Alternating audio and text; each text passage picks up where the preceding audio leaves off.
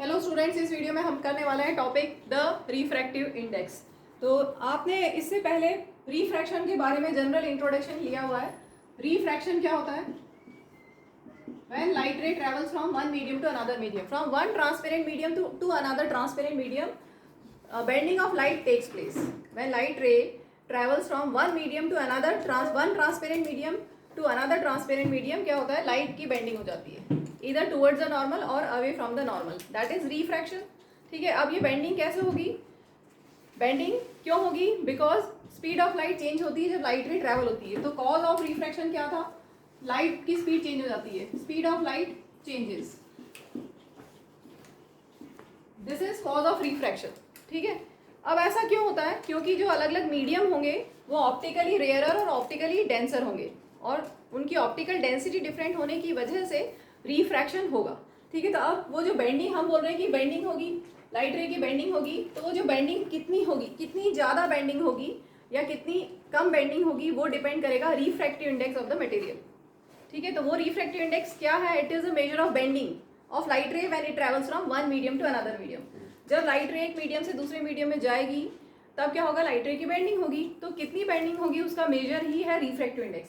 जितनी ज़्यादा बेंडिंग होगी उतना ज़्यादा रिफ्रैक्टिव इंडेक्स होगा। जैसे एग्जांपल डायमंड का रिफ्रैक्टिव इंडेक्स बहुत ज़्यादा होता है, 2.42 होता है। तो उसमें क्या होता है? बेंडिंग बहुत ज़्यादा होती है, और इसलिए हम बोलते हैं डायमंड स्पार्कल करता है ना। ठीक है, एकदम चमकता है, डायमंड दूर से भी चमकता है, क्योंकि उसका रिफ्रैक्टिव इंडेक्स ज़्यादा है, उसमें लाइट रे की बेंडिंग ज़्यादा होगी, और बेंडिंग ज़्यादा होगी इसलिए हम बोलेंगे उसका रिफ्रैक्टिव इंडेक्स ज़्यादा है तो बेंडिंग ज़्यादा होगी और वो स्पार्कल करेगा। ठीक है, अब हम इसको टेक्स्ट बुक से देखते हैं। Topic the refractive index. You have already studied that a ray of light that travels obliquely from one transparent medium to another. अब यहाँ पे ओब्लिकली टर्म आई है, इसको भी मैं क्लियर कर देती हूँ। ओब्लिकली का मतलब क्या है? किसी एंगल पे। अगर एक मीडियम लाइट रे, सपोज यहाँ एयर है और यहाँ वाटर या ग्लास, वाटर ले लेते हैं अभी, तो लाइट रे अगर ओब्लिकली आती है मीन्स इस इंटरफेस पे, अगर हम ये पॉइंट ऑफ इंसिडेंस है तो ये नॉर्मल बनाते हैं, तो किसी एंगल पे एंगल ऑफ इंसिडेंस कुछ होगा। ठीक है, ओब्लिकली आई है अगर, तो उसके बारे में बात हो रही है, तब बेंडिंग होगी। अगर ओब्लिकली नहीं होगी, नॉर्मल ही आ जाए तो क्या होगा? अगर लाइट रे, ध्यान से देखना, अगर लाइट रे ऐसे आ जाए तो क्या होगा? Perpendicular to the surface, interface, air और वाटर के इंटरफेस पे लाइट रे अगर नॉर्मल ही इंसिडेंट हो जाए, अभी हम बोल रहे हैं ओब्लिकली इंसिडेंट होगी तब आगे की बात करेंगे। अगर ओब्लिकली इंसिडेंट ना हो, नॉर्मल टू द सरफेस हो, तो क्या होगा? वो स्ट्रेट चली जाएगी विदाउट एनी बेंडिंग। ये ध्यान रखना है। इन जनरल लाइट रे जब ट्रैवल होती है from one medium to another medium तो बेंडिंग हो जाती है, लेकिन अगर वो नॉर्मली इंसिडेंट होगी तो सीधा स्ट्रेट चली जाएगी विदाउट एनी डेविएशन। ठीक है, तो हम कौन सा केस कर रहे हैं? ये वाला, when light ray travels obliquely. ठीक है, obliquely from one transparent medium to another, air भी ट्रांसपेरेंट मीडियम है और वाटर भी transparent medium. Light ray obliquely जब ट्रैवल होती है तो क्या होता है? Will change its direction in the second medium. Light ray का डायरेक्शन चेंज होगा, ऐसे स्ट्रेट नहीं जाएगी। ये हमने पढ़ा था लास्ट क्लास में भी कि लाइट रे ऐसे स्ट्रेट नहीं जाएगी, स्ट्रेट जानी चाहिए थी, लेकिन क्योंकि मीडियम चेंज हो गया तो लाइट रे की बेंडिंग हो जाएगी। और बेंडिंग किस पे डिपेंड करेगी? रिफ्रैक्टिव इंडेक्स पे। अगर ज़्यादा रिफ्रैक्टिव इंडेक्स तो ज़्यादा बेंडिंग, और कम रिफ्रैक्टिव इंडेक्स तो कम बेंडिंग। ठीक है, समझ में आ रहा है? ज़्यादा रिफ्रैक्टिव इंडेक्स पे ज़्यादा बेंडिंग, कम रिफ्रैक्टिव इंडेक्स पे कम bending. The extent of change in direction that takes place in a given pair of media. Pair of media यहाँ पे एयर एंड वाटर पेयर है। ठीक है, मीडियम का प्लूरल है, सिंगुलर मीडियम, प्लूरल मीडिया। तो पेयर ऑफ मीडिया दिया है, may be expressed in terms of refractive index, the constant appearing on the right hand side of the equation. हमने जो स्नेल्स लॉ सेकंड लॉ पढ़ा है, snail second law क्या था? Snell's law, या हम बोले सेकंड लॉ ऑफ रिफ्रैक्शन क्या था? रेशियो ऑफ, बोलो क्या था? Ratio of sine of angle of incidence to the sine of angle of refraction is constant. यही था स्नेल्स लॉ, और वो जो कांस्टेंट होता है, this constant is known as refractive index. ठीक है, clear? Ratio of sine of angle of incidence to the sine of angle of refraction is constant, and that constant is known as refractive index. The आगे है next para. The refractive index can be linked to an important physical quantity, the relative speed of propagation of light in different media. Refractive index को हम relate करेंगे speed of light से। क्योंकि अभी हमने बोला कि लाइट की स्पीड चेंज होगी, जब एक मीडियम से लाइट रे दूसरे मीडियम में जाएगी तो स्पीड चेंज होगी। स्पीड चेंज क्यों हुई? क्योंकि रिफ्रैक्शन हुआ और रिफ्रैक्टिव इंडेक्स अलग अलग है, इसलिए स्पीड चेंज हुई। ठीक है, अगर दोनों का रिफ्रैक्टिव इंडेक्स सेम होता, एक चीज़ और सुनो अलग, अगर दोनों मीडियम का रिफ्रैक्टिव इंडेक्स सेम होता, कोई दो मीडियम है, दो अलग अलग ट्रांसपेरेंट मीडियम है और दोनों का रिफ्रैक्टिव इंडेक्स सेम है, तो कोई बेंडिंग नहीं होगी, लाइट रे जैसे जा रही है वैसे ही कंटिन्यू करेगी। लेकिन क्योंकि रिफ्रैक्टिव इंडेक्स अलग है तो बेंडिंग हो जाएगी। ठीक है, जितना ज़्यादा रिफ्रैक्टिव इंडेक्स उतनी ज़्यादा बेंडिंग। तो हम रिफ्रैक्टिव इंडेक्स को लाइट की स्पीड से रिलेट करने वाले हैं, speed of light in different media, उससे हम रिलेट करने वाले हैं रिफ्रैक्टिव इंडेक्स को। It turns out that light propagates with different speeds in different media. अलग अलग मीडियम में अलग अलग स्पीड होती है लाइट की। जैसे एयर या वैक्यूम में हम स्पीड ऑफ लाइट कितनी लेते हैं? स्पीड ऑफ लाइट वैक्यूम में या एयर में 3 × 10⁸ मीटर पर सेकेंड। सी से डिनोट किया जाता है इसको, वैक्यूम या एयर में थोड़ा सा डिफरेंस होता है, बहुत कम डिफरेंस होता है, इसलिए अप्रॉक्सीमेटली हम इतना ही ले लेते हैं, दोनों का सेम ले लेते हैं। In air the speed of light is only marginally less. Air में थोड़ी सी कम होती है वैक्यूम से, as compare to that in vacuum it reduces considerably in glass और वाटर। और ये जो स्पीड है लाइट की, ये एयर या वैक्यूम में है, अगर यही लाइट वाटर में या ग्लास में जाएगी तो स्पीड कम हो जाएगी। ठीक है, क्योंकि वो डेंसर मीडियम है, एयर से ज़्यादा डेंसर है, ऑप्टिकली डेंसर है। Water and glass are optically denser than air, इसलिए लाइट की स्पीड कम हो जाएगी। ठीक है, the value of refractive index for a given pair of media depends upon the speed of light in the two media as given below। अब हम इसको लेते हैं बुक से, बुक में जो फिगर दिया है वहाँ से चालू करते हैं हम। आपके पास मीडियम 1 इन्होंने यहाँ पे बुक में लिया है एयर, और मीडियम 2 ग्लास, ग्लास ही लिया है। लाइट रे ओब्लिकली इंसिडेंट हुई at the interface, this is point of incidence, ये नॉर्मल। अब क्या होगा? लाइट रे रेयरर से डेंसर मीडियम में जा रही है, ये ऑप्टिकली रेयरर मीडियम और ये ऑप्टिकली डेंसर मीडियम। ठीक है, तो क्या होगा? मैंने बताया था पहले भी, हाँ, आर डी शर्मा टफ। ठीक है, when light ray travels from rarer to denser medium it bends towards the normal. तो नॉर्मल की ये ऐसे स्ट्रेट ना जाके क्या हो जाएगा? ऐसे बेंडिंग हो जाएगी। ठीक है, तो ये मीडियम 1 में सपोज हम स्पीड ले लें v1 और मीडियम 2 में हम स्पीड ले लें v2। ठीक है, मीडियम 1 में speed v1, speed of light in medium 1 is v1 and speed of light in medium 2 is v2। तो अब डेफिनेशन क्या कहती है? Refractive index of medium 2 with respect to 1। यहाँ पर दो मीडियम है ना, तो एक को दूसरे के रेस्पेक्ट में हमें डिफाइन करना पड़ेगा। Refractive index of medium 2 with respect to medium 1 is ratio of speed of light in medium 1 to the speed of light in medium 2। ऐसे याद रखो, 2 1 लिखा है तो 1/2 कर दो।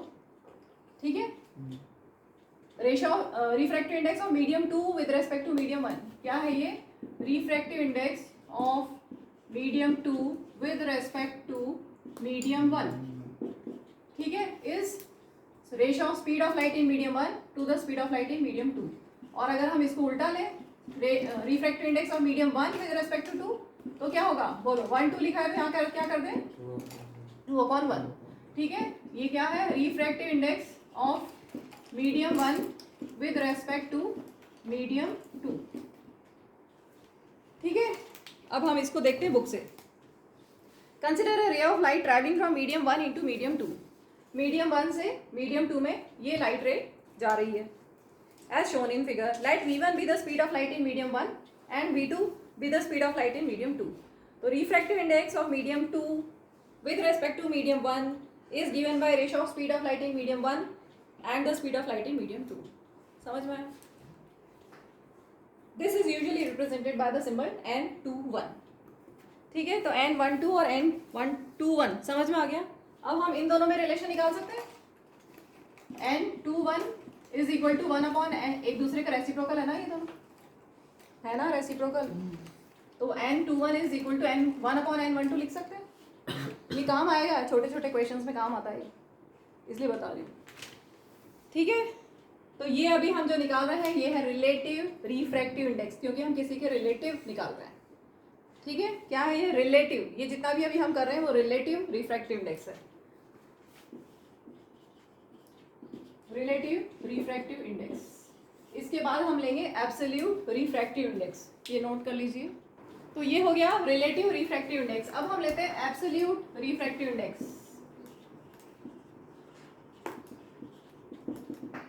एब्सोल्यूट रिफ्रैक्टिव इंडेक्स कब देंगे टर्म? जब मीडियम 1 एयर या वैक्यूम हो तब।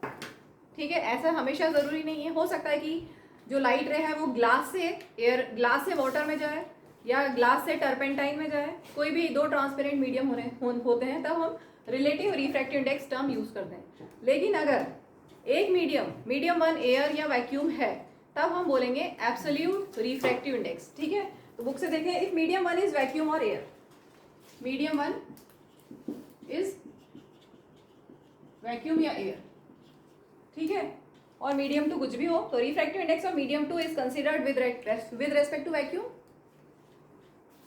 Refractive index of medium 2 with respect to medium 1।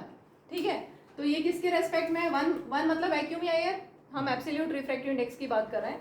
तो refractive index of medium 2 with respect to medium 1 को हम सिंपली लिख देते हैं रिफ्रैक्टिव इंडेक्स ऑफ मीडियम 2, ऐसा लिख दिया जाता है, या फिर हम ऐसा लिख सकते हैं रिफ्रैक्टिव इंडेक्स ऑफ मीडियम, ये सब लिख सकते हैं, ये जनरल बात है। ठीक है, अगर हमारा फर्स्ट मीडियम एयर या वैक्यूम है तो आप सीधा ये लिख सकते हो, या रिफ्रैक्टिव इंडेक्स ऑफ मीडियम भी लिख सकते हो। एन मतलब रिफ्रैक्टिव इंडेक्स, एम मतलब मीडियम, एम सबस्क्रिप्ट में लिखा है नीचे छोटा सा। ठीक है, this is absolute refractive index of the medium. इसको हम N2 से डिनोट कर सकते हैं। अब डेफिनेशन क्या है हमारी? डेफिनेशन देखो, N21 क्या है? V1/V2, ये हमारी डेफिनेशन है रिफ्रैक्टिव इंडेक्स की। Refractive index of medium 2 with respect to medium 1 is ratio of speed of light in medium 1 upon speed of light in medium 2, यही है। ठीक है, अब हमने बोला रिफ्रैक्टिव इंडेक्स ऑफ मीडियम, इसकी बात कर रहे हैं एब्सोल्यूट रिफ्रैक्टिव इंडेक्स। जब मीडियम 1 एयर या वैक्यूम है तब क्या होगा? हम इसको ये लिख सकते हैं, अब V1 is speed of light in medium 1। Medium 1 में स्पीड ऑफ लाइट क्या है? मीडियम 1 मतलब एयर या वैक्यूम में स्पीड ऑफ लाइट क्या है? C। ठीक है, और मीडियम 2 में हम स्पीड ले लें V। तो ये फॉर्मूला आप बहुत सारी जगह यूज करेंगे जब मीडियम 1 एयर है, एयर या वैक्यूम है। ठीक है, डायरेक्टली इसको यूज करेंगे, छोटे छोटे 1 मार्क के क्वेश्चन आते हैं इस पे बेस्ड, आपके अभी इन टेक्स्ट क्वेश्चन में भी हम करेंगे। ठीक है, refractive index of medium is ratio of speed of light in air या vacuum upon speed of light in medium. Refractive index क्या है? Speed of light in air या vacuum upon speed of light in medium. ठीक है, आगे दिया हुआ है the absolute refractive index of a medium is simply called refractive index. तो हम जब भी हम सिर्फ रिफ्रैक्टिव इंडेक्स बोल रहे हैं, इसका मतलब क्या है? वो एब्सोल्यूट रिफ्रैक्टिव इंडेक्स है, या हम बोले मीडियम 1 एयर या वैक्यूम है। The refractive index of several media is given in table 9.3। ठीक है, तो ये टेबल आपको मेमोराइज करने की ज़रूरत नहीं है। अगर आपके कोई क्वेश्चन देते हैं तो आपको रिफ्रैक्टिव इंडेक्स देंगे कि कितना है। ठीक है, अगर हमें दिया है रिफ्रैक्टिव इंडेक्स ऑफ वाटर, जैसे यहाँ दिया है रिफ्रैक्टिव इंडेक्स ऑफ वाटर दिया हुआ है 1.33, रिफ्रैक्टिव इंडेक्स ऑफ वाटर दिया हुआ है 1.33। दिस मीन्स दैट, आगे भी क्वेश्चन है कि what does this mean? Question आ गया कि refractive index of water is 1.33, what does it mean? तो दिस मीन्स दैट, दिया बुक में, the ratio of speed of light in air and the speed of light in water is equal to 1.33। ठीक है, refractive index of water का मतलब क्या हुआ? Refractive index of water with respect to air, refractive index of water with respect to air. अगर से बोला refractive index of water इतना है, that means this is refractive index of water with respect to air. तो इसका मतलब क्या हुआ? Speed of light in air upon speed of light in water is 1.33, ये इसका मतलब हुआ। ठीक है, क्लियर हो गया? आगे देखते हैं। Note from the table that optically denser medium may not possess greater mass density. Optically denser, देखो मास डेंसिटी क्या होता है? Mass density means density that is mass per unit volume. ठीक है, तो हम केरोसिन और ऑयल का एग्जांपल लेके चल रहे हैं, जैसा कि आपकी बुक में दिया है। केरोसिन और ऑयल, वाटर, बता सकते हो? मास डेंसिटी का हमें पता है, किसका कौन ज़्यादा डेंस होता है, बता सकते हो? अगर हम एक कंटेनर में पानी और केरोसिन लें तो कौन ऊपर तैरेगा और कौन नीचे? केरोसिन ऊपर और वाटर नीचे। इसका मतलब केरोसिन की डेंसिटी वाटर से कम है, ठीक है। जो जो चीज़ ऊपर फ्लोट करती है उसकी डेंसिटी कम होती है, तो केरोसिन की डेंसिटी कम है, या हम बोले मास डेंसिटी कम है, तो केरोसिन की मास डेंसिटी कम है, ठीक है, वाटर से। वाटर की ज़्यादा है कंपैरेटिवली, कंपैरेटिव कर रहे हैं हम, कंपैरिजन कर रहे हैं वाटर और केरोसिन में। केरोसिन की मास डेंसिटी कम है और वाटर की मास डेंसिटी ज़्यादा है। क्लियर? केरोसिन की मास डेंसिटी कम, इसलिए वो ऊपर, अगर आप केरोसिन और वाटर को लेंगे, दोनों को मिक्स कर देंगे और थोड़ी देर के लिए छोड़ देंगे तो क्या होगा, केरोसिन अपने आप ऊपर आ जाएगा, ठीक है। अब हम यहाँ पे बोल रहे हैं कि केरोसिन का रिफ्रैक्टिव इंडेक्स वाटर के कंपैरिजन में कितना यहाँ दिया है। आपकी टेबल में, जो बुक में टेबल बनी हुई है उसमें देख के बताएंगे केरोसिन का रिफ्रैक्टिव इंडेक्स कितना दिया है, कितना दिया है केरोसिन का? 1.44। एन मतलब रिफ्रैक्टिव इंडेक्स, और वाटर का कितना होता है? 1.33। तो रिफ्रैक्टिव इंडेक्स किसका ज़्यादा है? केरोसिन का रिफ्रैक्टिव इंडेक्स ज़्यादा है, और रिफ्रैक्टिव इंडेक्स ज़्यादा है मतलब कि वो ऑप्टिकली डेंसर है, ठीक है। तो अगर हम ऑप्टिकल डेंसिटी को कंपेयर करें तो केरोसिन की ऑप्टिकल डेंसिटी ज़्यादा है वाटर से, ठीक है। तो यही बोल रहे हैं कि केरोसिन की मास डेंसिटी कम है वाटर से, लेकिन उसका रिफ्रैक्टिव इंडेक्स या ऑप्टिकल डेंसिटी ज़्यादा है। तो ऐसा ज़रूरी नहीं है कि किसी की मास डेंसिटी कम है तो ऑप्टिकल डेंसिटी भी कम हो, ऐसा कोई ज़रूरी नहीं है। ऐसा ज़रूरी नहीं है कि किसी ऑब्जेक्ट की, किसी सब्सटेंस की मास डेंसिटी कम है तो उसकी ऑप्टिकल डेंसिटी भी कम हो, ऐसा कोई ज़रूरी नहीं है। जैसे एग्जांपल केरोसिन और वाटर में हमने समझा, केरोसिन की मास डेंसिटी कम है लेकिन उसकी ऑप्टिकल डेंसिटी ज़्यादा है, ठीक है, क्योंकि उसका रिफ्रैक्टिव इंडेक्स ज़्यादा है, इसलिए उसकी ऑप्टिकल डेंसिटी ज़्यादा है, ठीक है। तो ये लाइट रे को ज़्यादा बेंड करेगा क्योंकि उसकी वो डेंसर है। ऑप्टिकल डेंसिटी हम जो बोलते हैं ना, optically denser medium, optically rarer medium, तो अगर केरोसिन और वाटर, सपोज लाइट रे केरोसिन से वाटर में जा रही है या वाटर से केरोसिन, एक एग्जांपल लेते हैं, लाइट रे केरोसिन से वाटर में जा रही है, इधर केरोसिन है और यहाँ वाटर है। अब बता सकते हो कहाँ पे मैं रेयरर लिखूँ, कहाँ डेंसर लिखूँ? केरोसिन में डेंसर लिखेंगे और यहाँ पर रेयरर लिखेंगे, कंपैरेटिव है ये तो, ठीक है। और when light ray travels from denser to rarer medium, क्या होता है? Away from the normal. तो लाइट रे ये इंसिडेंट हुई है, ठीक है, ऐसे नहीं जाएगी, पॉइंट ऑफ इंसिडेंस में हम देखेंगे नॉर्मल बना के, क्या होगा? अवे फ्रॉम द नॉर्मल, मतलब ऐसे जाएगी, ठीक है। क्लियर हुआ? तो यहाँ पर रिफ्रैक्टिव इंडेक्स ऑफ केरोसिन ज़्यादा है, इसलिए रेयरर में जब लाइट रे जाएगी डेंसर से तो away from the normal bending हो जाएगी, ठीक है। बुक से आगे देखें, एन ऑप्टिकली, टेबल के नीचे दिया है, an optically denser medium may not possess greater mass density. Clear हो गया? For example kerosene having higher refractive index is optically denser than water, although its mass density is less than that of water, ठीक है। अब box में जो दिया हुआ है मोर टू नो, एक बार हम समझ लेते हैं। The ability of medium to refract light is also expressed in terms of its optical density. Ability of light, ability of medium to refract light, वो किस पे डिपेंड करती है? ऑप्टिकल डेंसिटी पे। अगर ऑप्टिकल डेंसिटी ज़्यादा है, डेंसिटी ज़्यादा होगी, ऑप्टिकल डेंसिटी ज़्यादा होगी, मतलब डेंसर मीडियम होगा, तो लाइट रे डेंसर से जब रेयरर में जाएगी तो away from the normal refraction होगा, बेंडिंग होगी। Optical density has a definite connotation, it is not the same as mass density. अभी समझा है, ऑप्टिकल डेंसिटी और मास डेंसिटी दोनों अलग अलग चीज़ हैं। We have been using the terms rarer medium and denser medium in this chapter. It actually means optically rarer medium and optically denser medium. जब हम बोल रहे हैं denser means optically denser, mass density के टर्म्स में नहीं है, optical density के टर्म्स में, ठीक है। तो ये ऑप्टिकली डेंसर मीडियम है और ये optically rarer medium. When can we say that a medium is optically denser than the other? Optically denser का मतलब क्या हुआ, कब कह सकते हैं? In comparing two media the one with the larger refractive index is optically denser. समझ में आ गया? जिसका रिफ्रैक्टिव इंडेक्स ज़्यादा वो optically denser than the other. The other medium of lower refractive index is optically rarer. Speed of light कहाँ पे ज़्यादा होगी, रेयरर में कि डेंसर में? रेयरर में स्पीड ऑफ लाइट ज़्यादा होगी, तो यही दिया है, the speed of light is higher in rarer medium than in denser medium. Thus, a ray of light traveling from rarer to denser medium slows down and bends towards the normal. अगर जो हम पढ़ चुके हैं rarer से denser में light रे जाती है तो क्या होता है? ऐसे ना जाके क्या होगा? रेयरर से डेंसर में टुवर्ड्स द नॉर्मल, ठीक है, तो नॉर्मल की तरफ बेंडिंग हो जाएगी. It when it travels from denser to rarer medium, denser से रेयरर मीडियम में क्या होता है, it speeds up and bends away. यहाँ पर स्पीड बढ़ जाती है, यहाँ पर स्पीड इंक्रीज हो रही है, यहाँ पर स्पीड कम हो रही है, स्पीड डिक्रीज हो रही है. ठीक है, कंसेप्ट समझो, हर चीज हम रट नहीं सकते.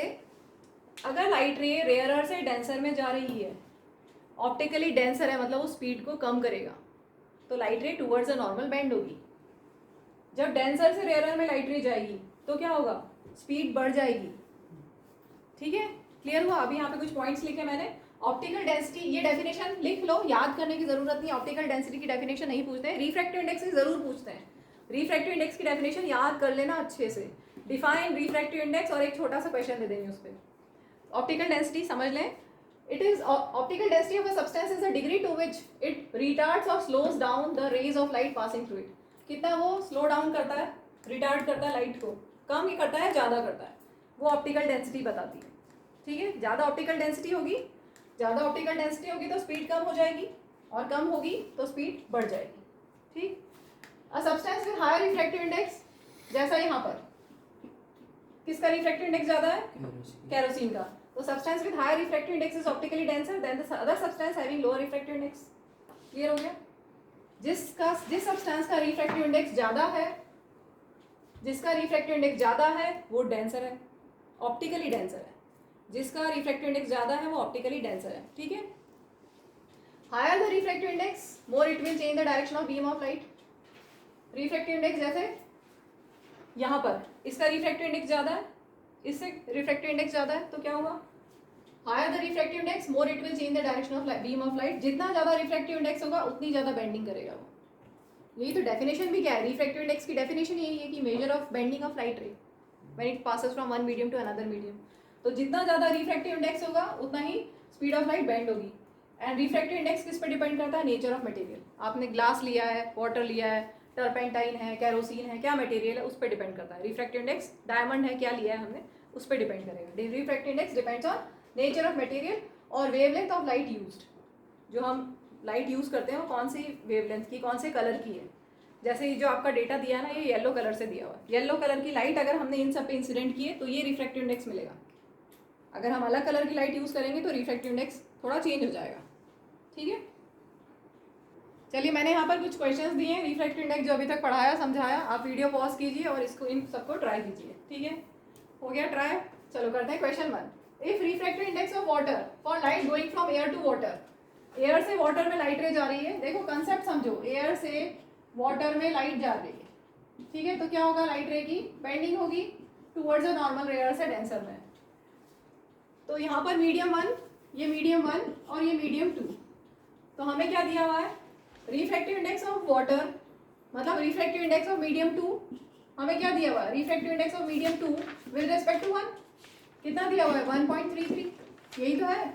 एयर से वाटर मतलब फर्स्ट मीडियम से सेकेंड मीडियम में जा रही है, तो refractive index of water means second medium. Refractive index of second medium with respect to first medium हमें दिया हुआ है.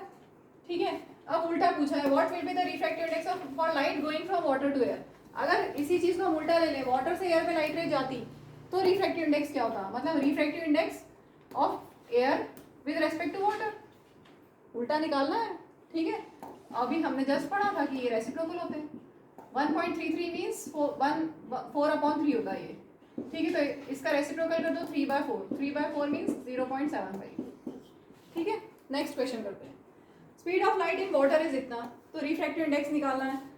अब यहाँ पर सिर्फ रिफ्रैक्टिव इंडेक्स पूछा है, means this is absolute refractive index. सिर्फ जहाँ रिफ्रैक्टिव इंडेक्स लिखा उसका मतलब क्या है, एब्सोल्यूट रिफ्रैक्टिव इंडेक्स. और रिफ्रैक्टिव इंडेक्स क्या होता है मीडियम का, C/V. C होता है speed of light in air और वैक्यूम, और मीडियम में दी हुई है हमें वाटर में 2.25 × 10⁸. सॉल्व कर लो और आंसर बताओ कितना आ रहा है. किया सॉल्व, आंसर कुछ आया. ये तो कैंसिल हो गया, बचा क्या 3/2.25. ये डेसिमल हटाएंगे, ऊपर 2 0. अब कैंसिल करते जाओ, कैंसिल करते जाओगे तो आपको मिलेगा 4/3, that is 1.33. Next question. A ray of light is incident on a glass slab at an angle of incidence of 60 degree. Angle of incidence आपको दिया है 60 degree. If the angle of refraction be 32.7 degree angle of refraction is 32.7 degree. Calculate refractive index. Refractive index क्या होता है? Snell's law लगाएंगे, ratio of sine of angle of incidence to the sine of angle of refraction. तो sine 60 upon sine 32.7 degree, दोनों की values दी हुई है question में। साइन 60 है 0.866 और साइन 32.7 है 0.540। इनको आप सॉल्व कर लीजिए, रिफ्रैक्टिव इंडेक्स आपको मिल जाएगा। इसको सॉल्व करने से आ रहा है 1.6। तो refractive index of medium glass, refractive index of glass आ गया 1.6। ठीक है, next question, refractive index of diamond for light going from air to diamond. ये मीडियम 1, ये मीडियम 2 और रिफ्रैक्टिव इंडेक्स ऑफ डायमंड की बात की गई है। ठीक है, what will be the refractive index of light going from diamond to air. ये जस्ट वैसे ही क्वेश्चन हो गया, ये वाला वैसे ही है सेम। तो रिफ्रैक्टिव इंडेक्स हमें दिया डायमंड का विद रेस्पेक्ट टू एयर, कितना दिया हुआ है 2.42 और हमें उल्टा पूछा है रिफ्रैक्टिव इंडेक्स जब लाइट जाएगी डायमंड से एयर में 1 and 1 2 पूछा है, तो 1/2.42। ठीक है, जस्ट इसका रेसिप्रोकल कर देना है, दैट विल बी 0.41। देखो यहाँ पर ये डेसिमल हटाएंगे, ऊपर 2 0 आ गए, अब आप कैंसिल करते जाओ, फिर डेसिमल में आंसर आपको मिल जाएगा 0.41। ये डिवाइड कर लेना डायरेक्ट।